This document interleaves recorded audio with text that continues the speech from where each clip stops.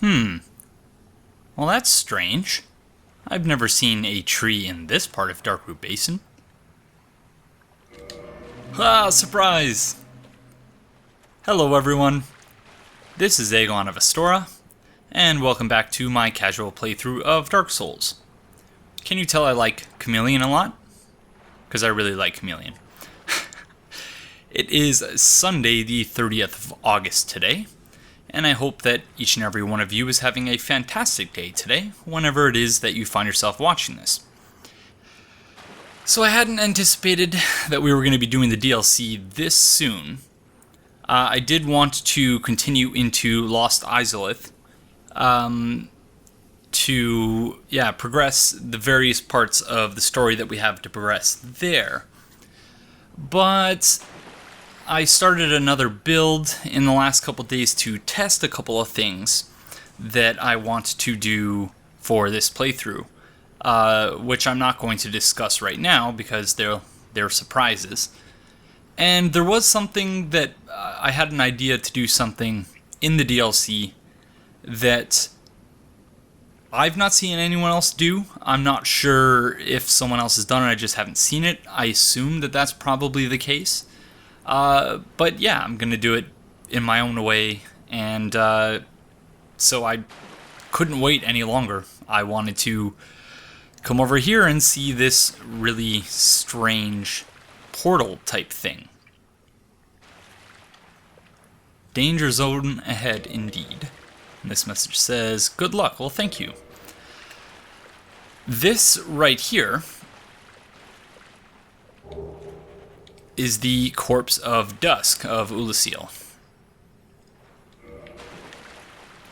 And I was wrong when I said in the... Well, I wasn't entirely wrong, but I was under the assumption that you needed to get the broken pendant before you would find Dusk there, before you'd find her corpse. But in fact, all you need to do is kill the crystal golem. I was going to say rescue her from the crystal golem, but I hate just the damsel in distress trope, but I guess, yeah, we rescued her from the crystal golem. And that's all you need to do, apparently, in order to be able to get her armor and whatnot. So, I guess, further supporting Jerks Without Borders' time is convoluted theory for some of the corpses.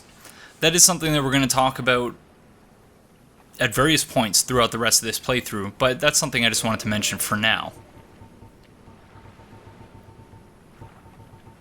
Okay. Crown of Dusk. Special magic crown bestowed upon Dusk, Princess of Ulasil, upon her birth. Its wearer is blessed by all manner of magic. This raises the power and effect of the wearer's magic, but damage suffered by magic attacks also rises. Antiquated dress, a dress from the ancient fallen land of Ulasil. Its ivory-colored silk features elaborate embroidery and is imbued with ancient magic power. One cannot expect any physical protection from this garment, as it was not meant to be worn in battle. I assume that when you... I seem to recall that when you put that on, you get some additional intelligence or something.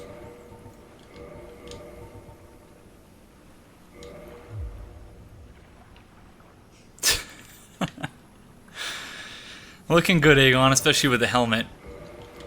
I'm probably wrong about that. I'm likely thinking of, in Dark Souls 2, there are a bunch of different equipment combinations that can boost your stats, or take away from your stats. There are a number of things I want to talk about today. I'm not sure if I'm going to get to any comments today, because quite frankly, after I recorded the last episode, episode 18, and the day after that as well, I found myself with a very odd lack of energy. And so I haven't done my usual thing that I do before recording, and that is I haven't gone through the comments and copied and pasted the ones that I'm going to talk about into my Word document. So I hope you'll forgive me if there's something that you wanted me to discuss, one of your comments that I'm not going to get to. Yeah, so, but I am feeling a little bit better today, so as I said, I want to execute on the idea I had in the DLC, so let's go do that.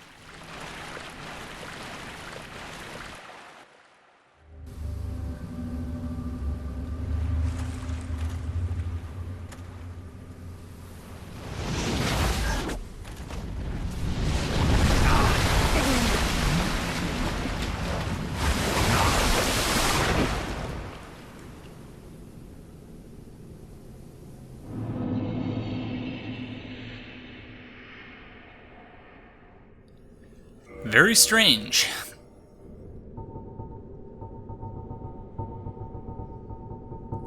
That, of course, was the hand, if you can still call it that, of Manus. And Manus would seem to be after his broken pendant. The description for which reads, half of a broken stone pendant. The vine appears to originate from Ulasil. A powerful magic can be sensed from this ancient stone, yet men of this time can neither manipulate nor sense its power, which has a distinct air consisting of both reverence and nostalgia. So we're obviously going to be talking lots about Manus, and lots about, the DLC and the Abyss more generally. But for now, I did want to draw attention to a link that Jerks Without Borders shared in the comment section to a thread on Reddit by, I'm just looking it up here, by a Redditor named Tower Walker. And it was submitted 2 years ago. Let's see the exact date. April 25th, 2013. And it's basically a translation question and answer thread in the Dark Souls 1 subreddit. And yeah, just some really interesting stuff here, and stuff that I've never thought about. And one of them that I found particularly interesting, especially for our purposes today, or for the DLC more generally, is this one. And so I'm reading from the self-post on Reddit here. Quote, Manus' title is literally, I'm not even going to try and pronounce that, but it does not mean father.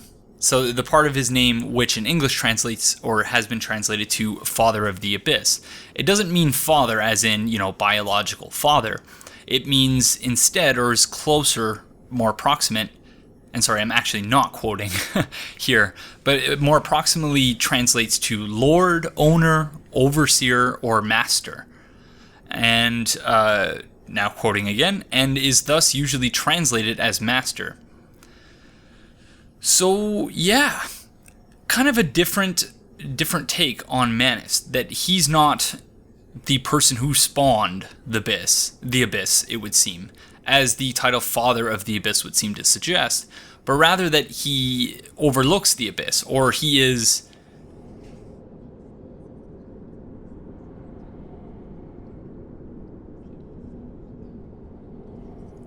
Sorry, someone in the hallway sounded like a subway going through the hallway there. I don't know what that was, so I apologize for that. And now I've lost my train of thought. Yeah, so it's more akin to when someone says that someone is the man of the house, quote unquote. That's Manus. So yeah, there are a few other interesting tidbits in the middle of this self-post here that we'll get to when the context calls for it.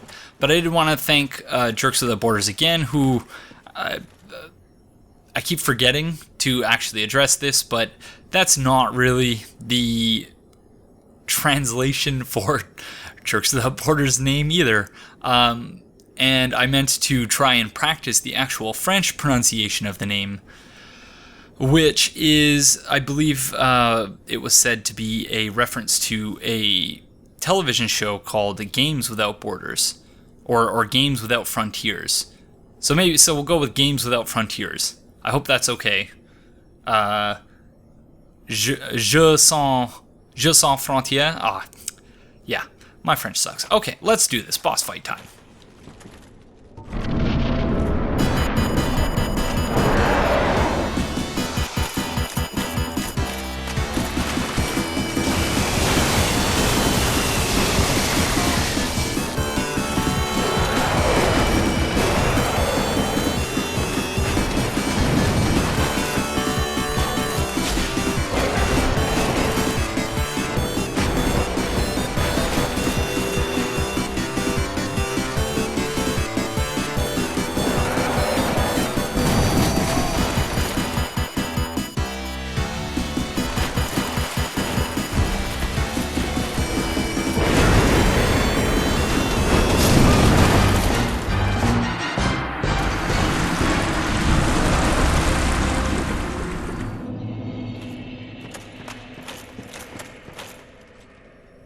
So I know for many people, this is one of the easiest bosses in the game. But for me, for whatever reason, it's always been one of my worst. I've never been particularly good at timing out or at actually recognizing the moves that are coming, and even when I do recognize them, I'm awful at dodging them. So we are looking for our Silver Knight shield, because that will provide at least some decent defense against lightning attacks. There it is.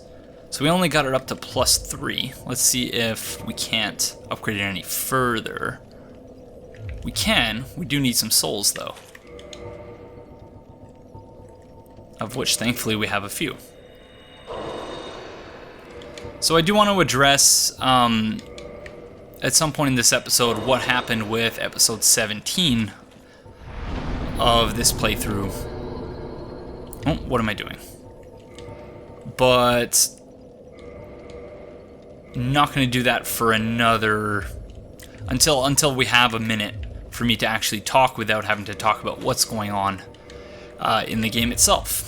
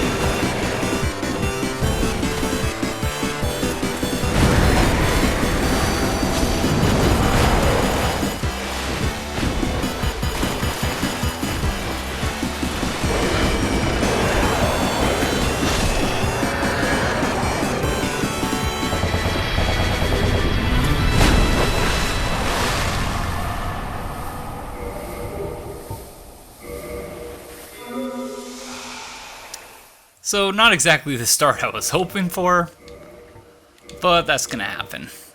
I did forget that we're supposed to be using the Crystal Halberd until it breaks, which will likely happen, oh, well, maybe not. It's actually lasted a lot longer than I thought it would.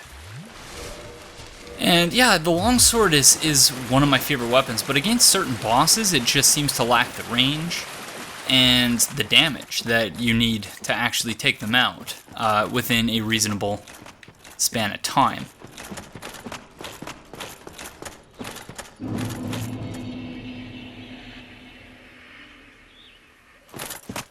As I said, that's always been one of my weaker bosses. While for everyone else, it seems to be one of those bosses that are really easy. And I'm sure everyone has a boss or two that's like that, where everyone else goes, "Oh, it's so easy, man, like, kill that guy one shot and this and that. So I'm interested if any of you have similar bosses that are kind of the bane of your existence in a way, where for other people they don't seem to actually be all that difficult.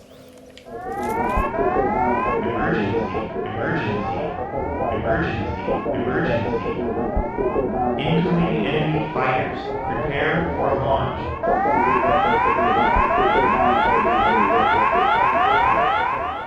I did have a couple others. Okay, so before we talk to Elizabeth, let me really quickly address what happened with episode 17.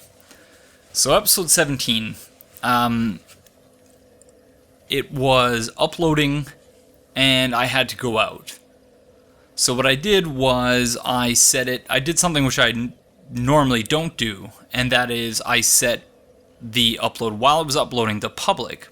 So that way, as soon as it was ready, it would, so that it would just publish, and that I wouldn't have to worry about trying to do that on my phone, because that's normally an enormous pain in the rear.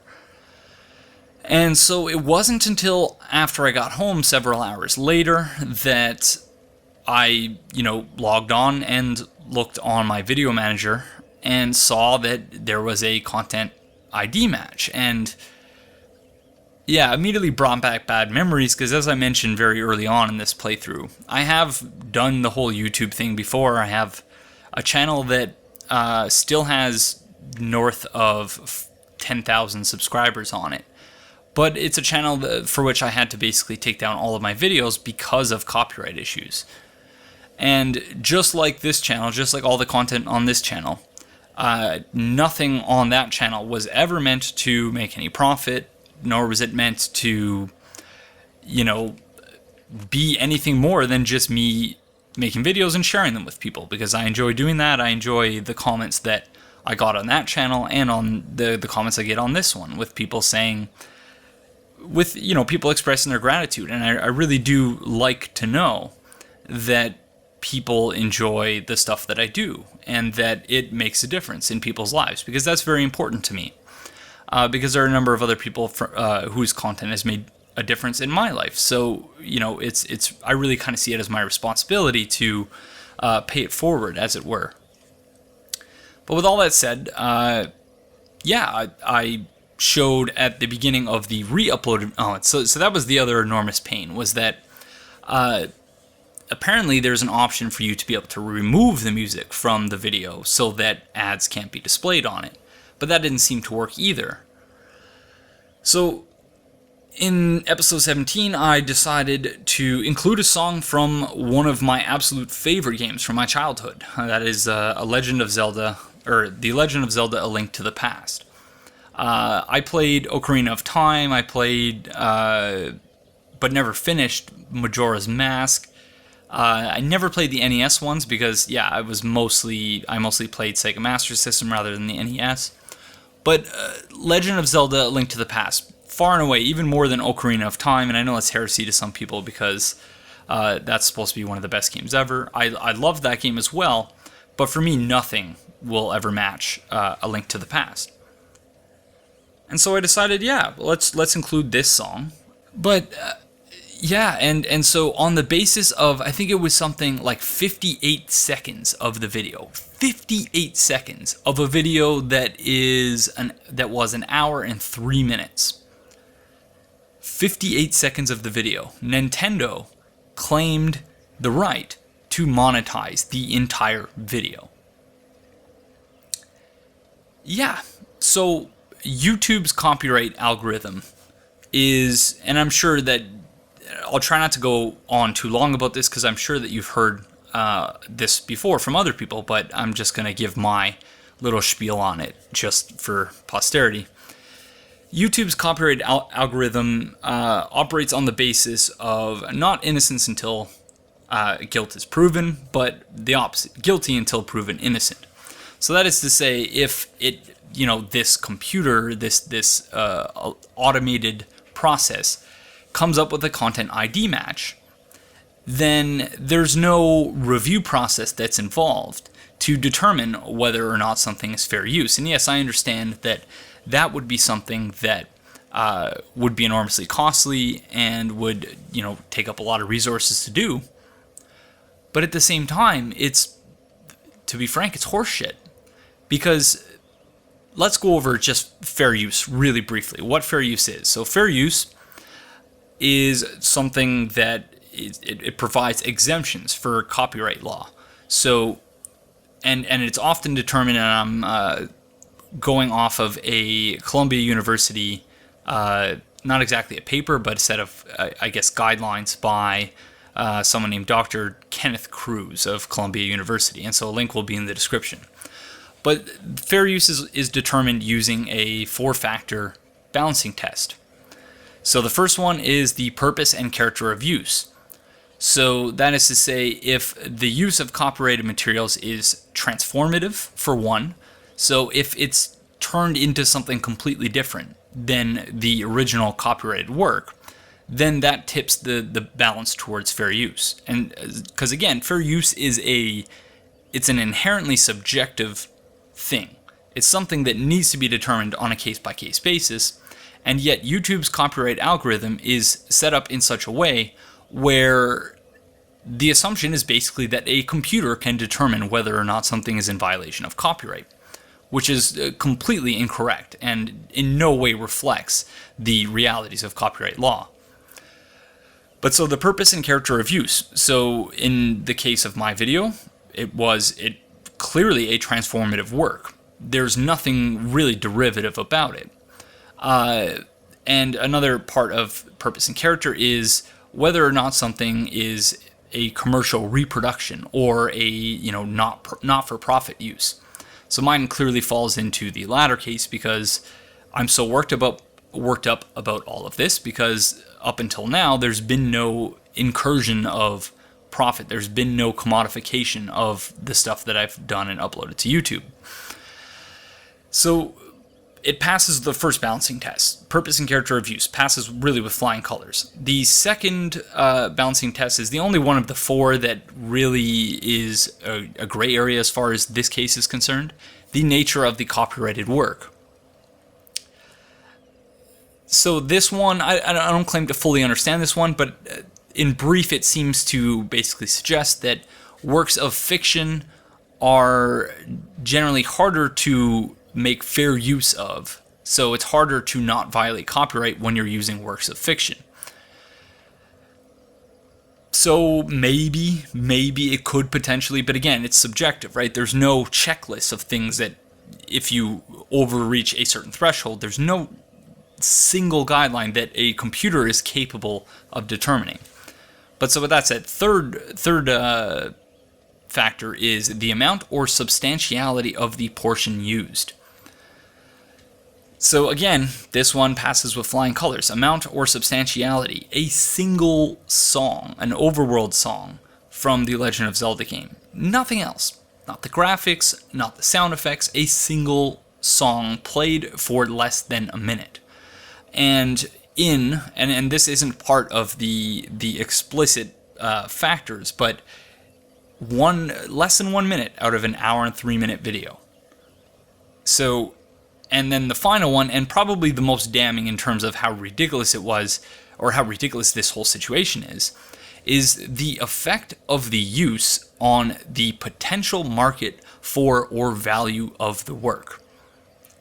So in the re-upload video, I kind of quipped at the beginning that Nintendo has taken to commodifying nostalgia. And that is precisely what is happening, because notwithstanding any, remakes of A Link to the Past, the effect on the market, if there is indeed any effect at all, of uses of that one song of the sort that I used in episode 17, if there is any effect at all, it has to be positive. There's no way it could be negative. Someone watching my video and hearing a Legend of Zelda song isn't going to say, oh, well, I really wanted to play A Link to the Past, but there's really no need for me now to do that now, because Aegon of Astora, in one of his Dark Souls videos, included a fast-forward segment that had the overworld theme on it. So I guess I don't have to play that game, I can scratch that off my list. It's just utterly absurd. And so the effect of the use on the potential market or value of the work. So it clearly doesn't devalue it either. And insofar as it's a game like A Link to the Past, or most of the other games that whose soundtracks I've featured in this series, there's really no market for them anymore. There is a secondary market, but the copyright holder does not gain in any way, shape, or form from the vast majority of uses of copyrighted music in transformative works. Because the only market that exists is the secondary market. You can't go to Nintendo and buy A Link to the Past anymore in cartridge form. So maybe they have a virtual console version of the game, so maybe that's where there would be some gray area, or, you know, a Nintendo DS version. But yeah, just complete and utter nonsense, and really just underscores for me the absurdity of YouTube's guilty until proven innocent system. But that's all I'm going to say about that for now, because we've been standing here long enough. We do have someone very important to chat with here, so let's do that. Well, look at this one. From what faraway age hast thou come? Thy scent is very human indeed, but not intolerable. Ah, Princess Dusk's saviour. Thine aura is precisely as she described. I thank thee deeply for rescuing Her Highness, but Princess Dusk is here no longer, snatched away by that horrifying primeval human. And so I must ask, couldst thou once more play the saviour? Thank you. I am Elizabeth, guardian of this sanctuary, something of a godmother to Princess Dusk. I shall assist thee to my utmost, for I am one with the sorceries of Urasil. Thou shalt see further on, an abyss was begat of the ancient beast, and threatens to swallow the whole of Ulasil. Knight Artorias came to stop this, but such a hero has nary a murmur of dark. Without doubt he will be swallowed by the abyss, overcome by its utter blackness. Indeed, the abyss may be unstoppable. Still, I have faith that Princess Dusk may be rescued yet. Thou shalt see further on, an abyss still. Okay, so lots of very, very crucial stuff there, really. But so as we discussed in episode 17, it seems that, yeah, she does share with Dusk the same inventory. So anything that you don't buy from Dusk, you can buy from Elizabeth after the fact. But the things that you buy from Dusk, you can't buy. So they're the same merchant in a way. Except for the fact that she sells some gold pine resins, 5 of them. And repair powders. And we might as well grab a few of these, because we've been walking around without them, and we might need them at some point. May the flames guide thee. So recall that when we were in Darkroot Forest, we came across mushroom creatures just like Elizabeth. Gold pine resin, rare pine resin which emits golden sparks, applies lightning to right-hand weapon. Affected weapon inflicts rare lightning damage, making it effective against targets which are resilient to both magic and fire. Very effective against dragon family foes. So she, just like the big mushrooms in the Darkroot Forest who are guarding the Enchanted Ember, she seems to have lightning on hand somehow. So when you kill the large mushroom, I believe I described them as paternal mushrooms in Darkroot Forest, they drop, I think it's a guaranteed drop of either 1 or 2 gold pine resins, and she sells them. So I guess kind of a confirmation that they are one and the same in terms of their species, although she does not seem to have any arms. And she seems stationary, as though she's just kind of growing there. along with these other mushrooms. But something just, yeah, it's weird. Because there's something different about her that caused her to gain sentience while these others, not yet. Or perhaps these are yet to grow into mushroom people as well. So very weird. She mentions that Dusk was taken by a primeval human. So providing a clue to the player that the thing that, and we are going to, even though we can warp here, notwithstanding my previous advice, we are going to kindle this to 20 just so that we don't have to warp back and forth on camera. So providing the player with a clue that the person or the thing that grabbed us, that hand that grabbed us, is in some way or was at some point a human. There is an item around here somewhere, maybe a couple of items. Humanity. And yeah, this whole area is very, very interesting. We will be returning here, because I do want to fight Artorias in this episode. And we do have to return to speak with Elizabeth at least one other occasion. But yeah, if it's not clear to you at this point, or if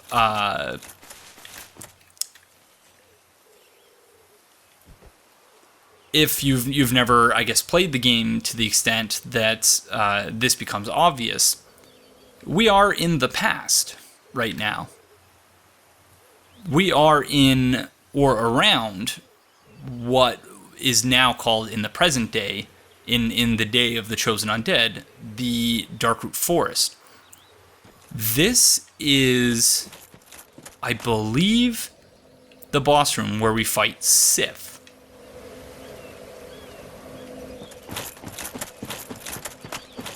This looks almost like the door that's there. There's no actual doors, it's just an archway. So there are some bits that, for me anyway, don't seem to fit. Or at least don't seem to fit all that well.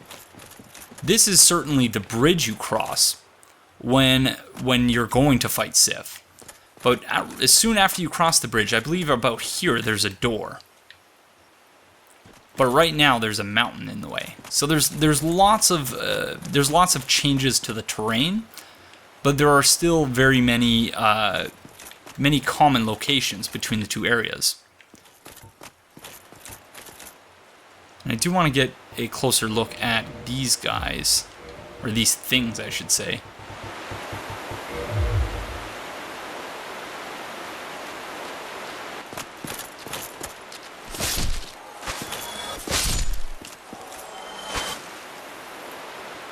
So I don't know what their official name is, but they seem almost like gardeners, like people tending to this area.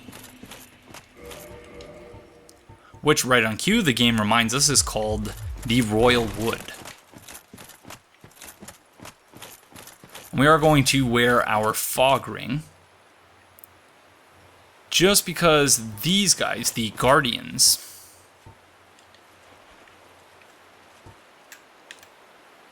is that a Guardian? No. There's a Guardian around here somewhere. They're really nasty. You don't want to mess with them.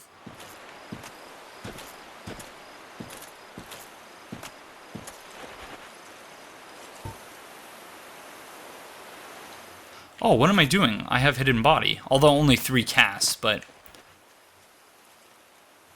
yeah, these guys would seem to be the past equivalent to the Stone Knights. Or the Stone Knights of the present would seem perhaps to be the descendants of these things, the Guardians. I'm not entirely sure. Their armor is scattered throughout this area. But I don't believe that the various pieces give you any more than the other. So if you get one piece, you basically know what the item description has in store for you. And it's hard to tell when it's actually going to happen, but when they leave their, I guess, stone thing. What even is that? It's like a stone great axe. When they leave it in the ground like that, sometimes they'll just lift it up, but other times they'll yank it out of the ground for a huge AoE. Like that.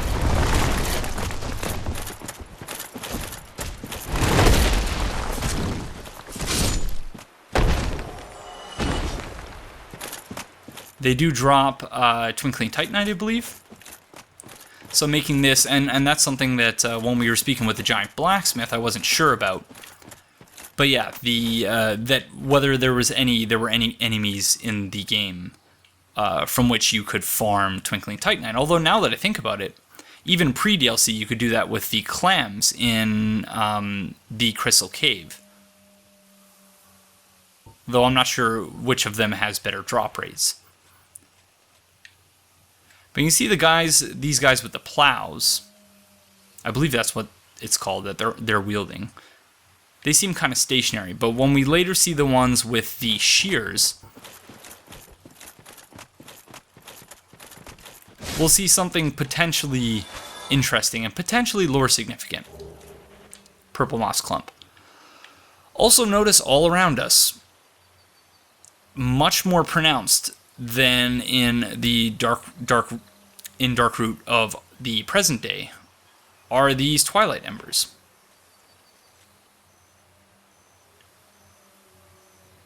Although seemingly not when you use your binoculars.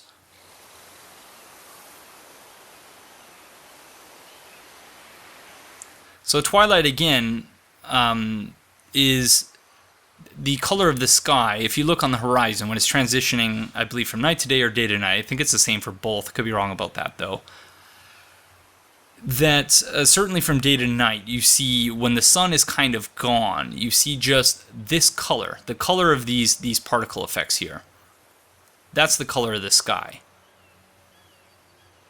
So suggesting that here in the Royal Wood that the light is giving way to dark.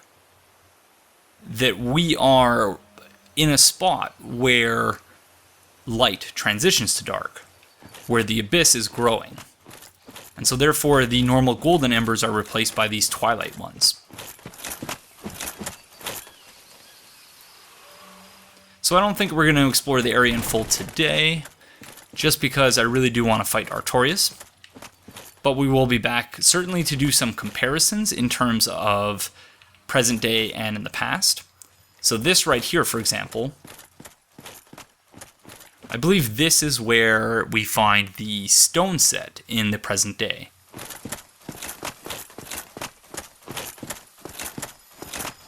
But yeah, some of the geography doesn't really make all that much sense to me, because I believe that this here, that in the present day, there's a bridge leading from where we are to the building that we can see through this window here. And I believe it's that building where Alvina rests in the present. Guardian Gauntlets. Gauntlets of the Stone Knights, guardians of the Forest Sanctuary. The Stone Knights are golems animated by magic, and their enchanted gauntlets are oppressively heavy. So they're golems animated by magic, so there's no actual human being in there. Or no giant, I guess. Which is very interesting. Animated by whom? We can only assume the people of Ulasil, I guess. And that pond there. There is a blue Titanite slab in a chest in the pond there. Which, yeah, let's go grab that. I don't think Hidden Body stacks, but let's try it anyway.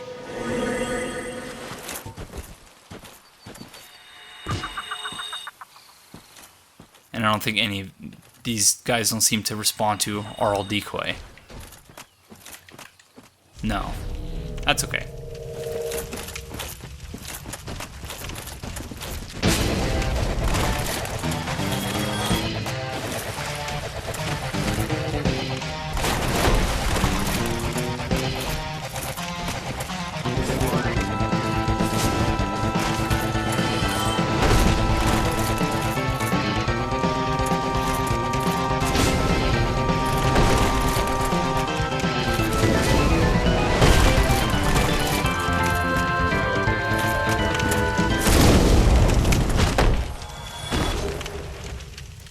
there we go, Twinkling Titanite. So, oh, there's another one there.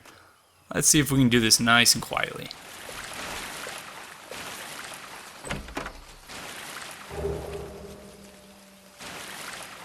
Are we safe? I think we're safe, notwithstanding this ragdoll that's freaking out right here.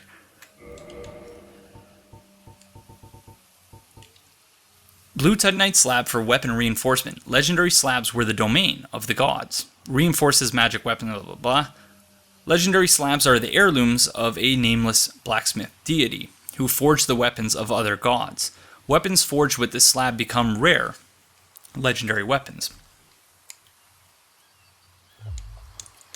Excuse me. So the blacksmith deity would seem to be a reference to Andre of Astora, who at one point in the game's development was intended to be the son of Lord Gwyn. And the Enchanted Ember, so the sorcerer's enchanted weapon that inflicts magic damage, okay. The Enchanted Ember, a form of sorcery, is a vestige of the lost land of Ulasil. Where did we find the Enchanted Ember? In the Darkroot Forest? I'm pretty sure it's right here. So maybe suggesting that with enough time, a slab will turn into an ember. Not entirely sure about that, but that's what seems almost to be the implication there. I'm interested in hearing whether any of you agree or have any different ideas as to what that might indicate.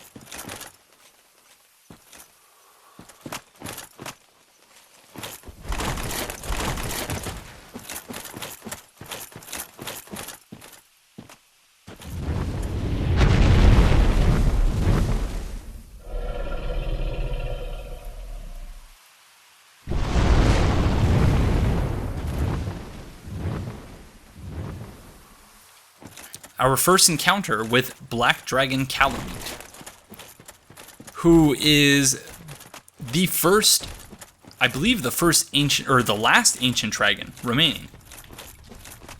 And the first one that we've come across in our travails. Very nice. Can always use more chunks. And whereas, oh, hello friend.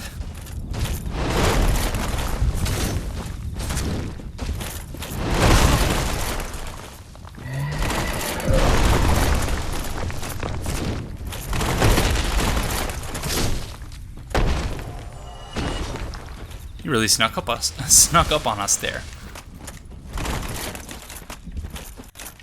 Oh, get out of here with your ragdoll.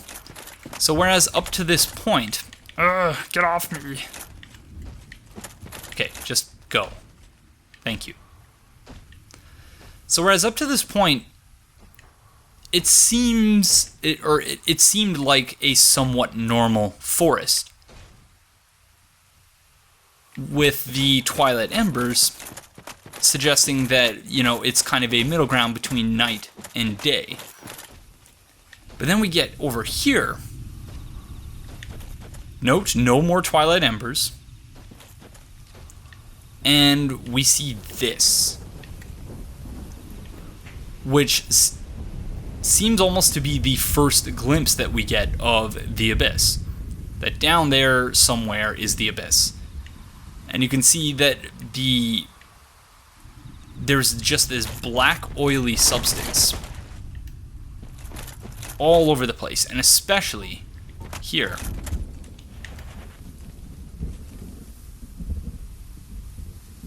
It's almost oozing, but it has a like mist of sorts emanating from it as well. So just very strange, and these things as well, which there's a dark mist which emanates from them when you destroy them. There's some liquid as well, but there's mist too. And so,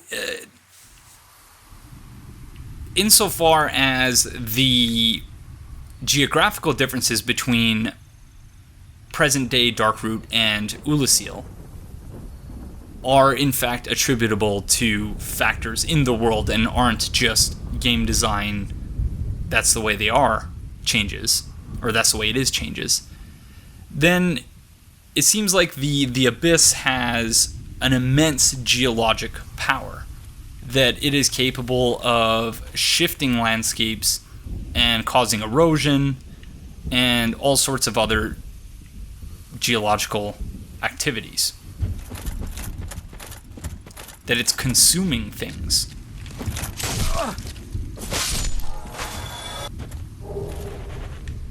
And these guys drop the same, and they seem almost to be like they're made out of trees. Who else is made out of trees in the present day, or is basically a living tree that drops clumps? The Ents. So the suggestion there seems to be that they're the same creatures. I do not remember my way around here for the most part, so we might get lost a little bit along the way. And or, in fact, let's just open up the shortcut first. So that we can end this episode with the Artorias fight, and then we can return to explore a little bit later on. But whereas the other chasms we just came across lead into the Abyss, this one actually leads into a river. It's a very interesting, very fascinating place.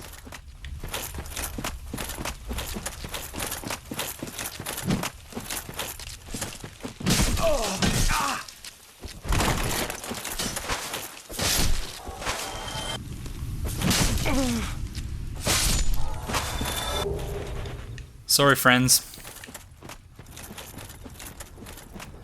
The one thing that kind of drives me nuts, though, about Darkroot slash the Royal Wood is that the flowers that you see throughout the area, these things, that they look an awful lot like items, which can and has thrown me off in the past.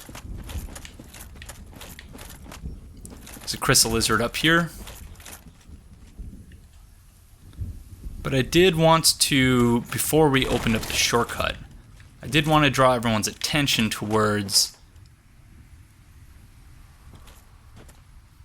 what the guys with the shears are doing.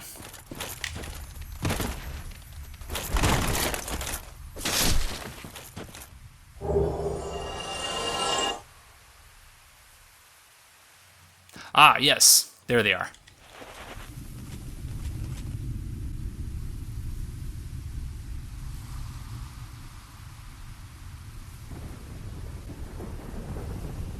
What are they doing? Other than just simply trimming the trees.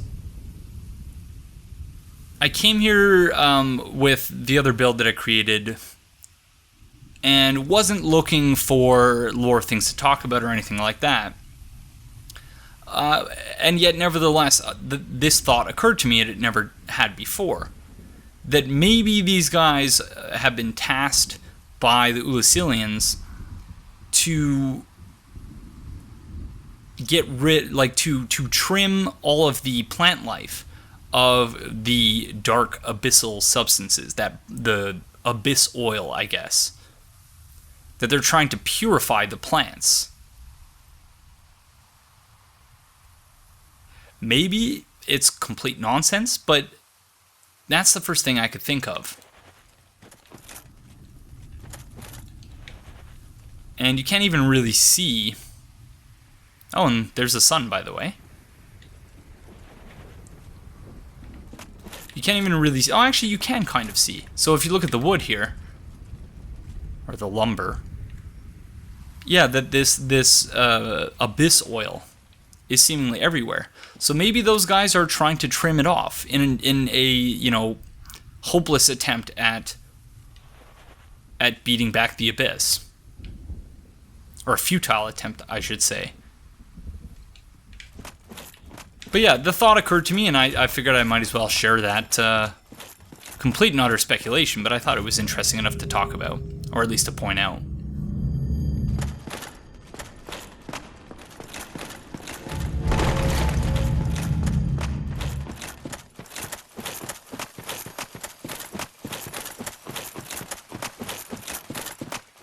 Oops. Something else we are not going to talk about today is this fella here. And part of the reason for that, again, is that we're running low on time and we need to fight Artorias. But also because I want to be as... And so this is the shortcut in case you weren't aware. This is where we were when we picked up the stone gauntlets. And again, through here, I think, is where there's a bridge in the future that leads to where Alvina is. But something I want to spend a lot of time, and I'm going to spend a lot of time talking about as we go through the DLC, is the... How do I put this? The DLC was developed. It was the last thing that Miyazaki and FromSoft, the Dark Souls 1 team, did before moving on to Bloodborne. So ever since I played Bloodborne, anytime I've come back here, I've seen striking similarities and very striking, especially design similarities in the things that they did and the decisions that they made with the Artorias of the Abyss DLC and the things that they did in Bloodborne. And so what I am going to be doing is of course Chester is one example of that, given that he's supposed to be from the future, and, you know, his garb and all that stuff. But we're not going to talk about that now, because that's a whole can of worms. It would be nice to buy some stuff from him, but we're not going to bother. So yeah, so that's something we're going to talk about. And I want to be very careful when I do that I don't give out any spoilers. Excuse me. Because I have had a couple of people comment and say that... you know, they've not yet played Bloodborne. In the context of my question about live streaming and the possibility of live streaming Dark Souls 2 or Bloodborne on the PlayStation 4. And I did get one comment in particular. I can't remember who wrote it, so I apologize for that. But they said that they hadn't played Bloodborne yet and they wanted to go into it blind. So in future episodes, when I am discussing the similarities between this area and Bloodborne, I'm going to do my best, A, to avoid spoilers, and B, if there's anything spoilery that I'm going to go into, I'll do my usual, you know, click here to skip to the next segment button on the screen. But yeah, with all that said, we have a rather impactful boss fight to engage in, and I'm going to do something a little bit different this time that I've not yet done at any point leading up to this boss fight. So I hope that you guys will enjoy it. And let's hope that I don't die in the process. How are we doing for durability? Should still be good.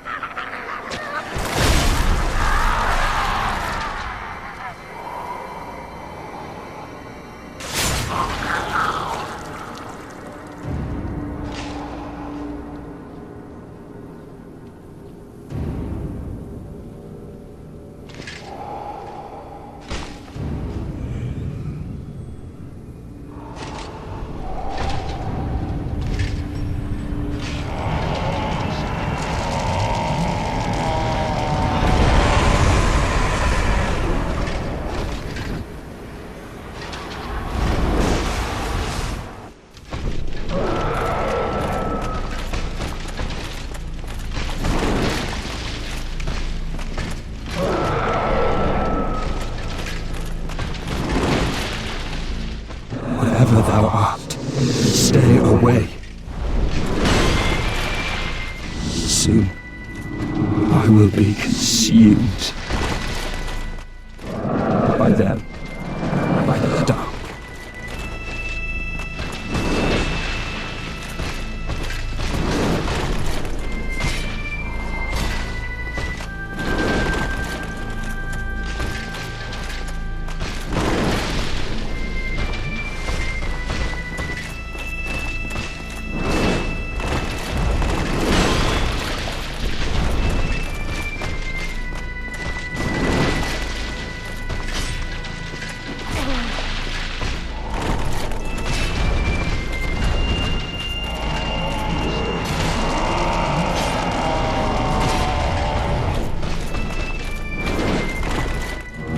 Strong human.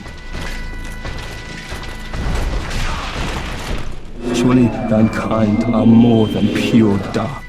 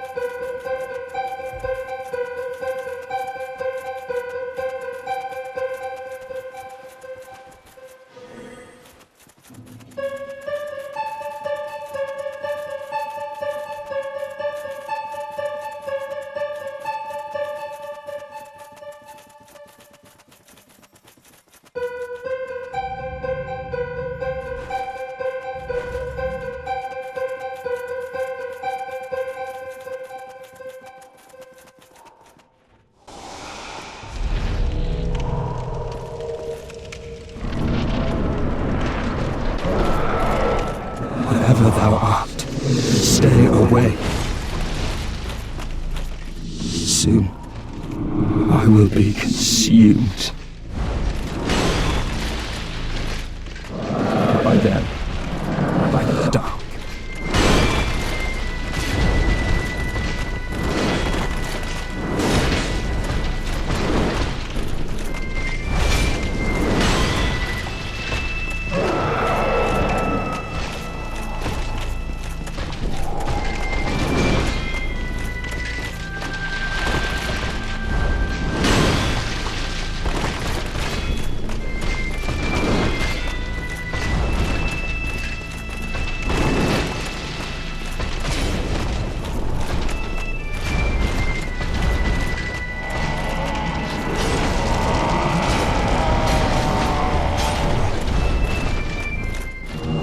Strong human. Surely mankind are more than pure dark. I beg of the spread of the abyss. It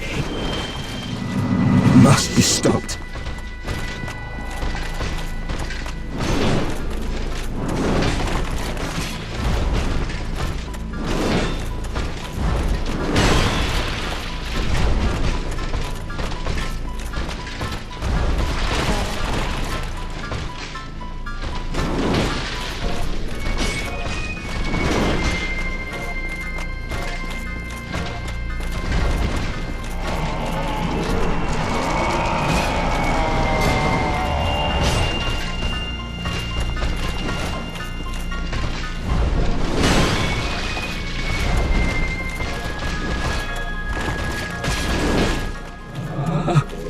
ship. There you are.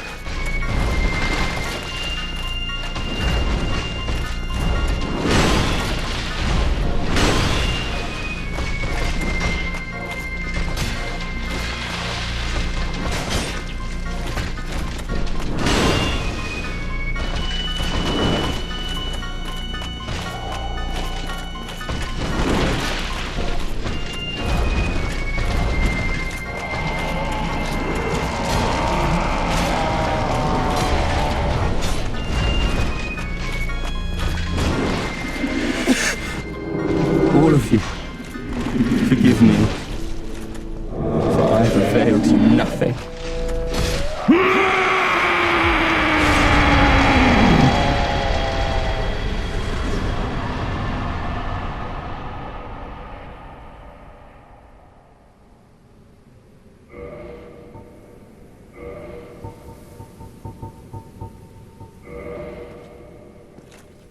If any boss deserves a proper bow, it's Artorias.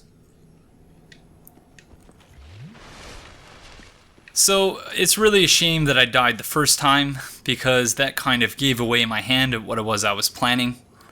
But I hope you enjoyed that nonetheless. That, what you just heard, if you're not aware, is cut dialogue that's in the game files, but never actually made it into the game. I believe it was speculated to be, at a time before Artorias perhaps was a boss proper, and that was maybe an NPC, because it follows a lot of the same patterns that just normal NPC dialogue does. But yeah, that's how, if I were to insert it back in the game, that's probably how I would have done it. So, yeah, I hope it was believable, and I hope that you thought it was, that you enjoyed it. Not really sure if there's much more to say. So that's the big idea I had that made me I needed to go to the DLC next so that I could execute on that. And it certainly adds a whole lot of weight to the boss fight and the DLC in general. And there's one more thing that I'm running long here, so there's a lot of stuff that I didn't talk about today that I should have. And I'm sure a lot of you will bring these things up in the comment section, so do as you always do, and yeah, make sure you share your thoughts on what it is that we've seen, and on the episode in general, the playthrough, whatever it is. But I'm blabbing on, and it's just because I have so many things I want to talk about, and I'm trying to keep myself from talking about all of them all at once while my recording's already over an hour. So thank you very much for joining me, and I will see you in the next one. Bye-bye.